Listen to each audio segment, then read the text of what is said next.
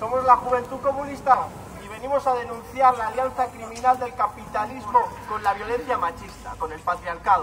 Los comunistas denunciamos la violencia de género como el grado más extremo de una larga serie de discriminaciones e injusticias que sufren las mujeres en el sistema capitalista. Un sistema basado en la violencia como el método de apropiación de los recursos y cuerpos. Esta violencia sustentada en la división del trabajo, diferente reparto de los roles de género y la inferioridad de la mujer en posiciones de poder impuestos por el sistema patriarcal, aliado natural del capitalismo. Hablamos de violencia física y de la violencia ejercida por la explotación, la discriminación salarial en el trabajo, acoso laboral y sexual en los centros de trabajo, centros de estudios, en nuestros hogares. De un contingente intimidado y disciplinado de trabajadoras se beneficia el capitalismo en su simbiosis con el patriarcado. La violencia económica contra las trabajadoras es rentable, porque las coloca en una posición de subordinación y explotación y exposición a la violencia en condiciones de mayor vulnerabilidad. Las trabajadoras comparten con el conjunto de la clase obrera la explotación, la contradicción principal, capital-trabajo, pero además asume la responsabilidad de las curas y reproducción de la clase, creándose las bases materiales para sufrir en mayor medida la opresión y la violencia machista. Esta violencia tiene múltiples expresiones a nivel mundial, siendo la forma más extendida la violencia en el ámbito de la pareja.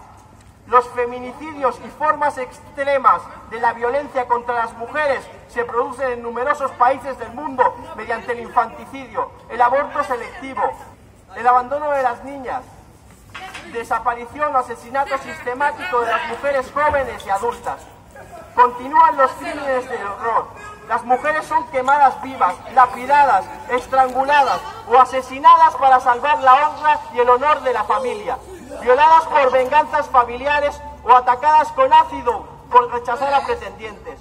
En más de 70 países se penaliza, persigue, asedia y agrede a las mujeres que no aceptan la heterosexualidad como norma. En la Unión Europea, 9 millones de mujeres han sido víctimas de una violación.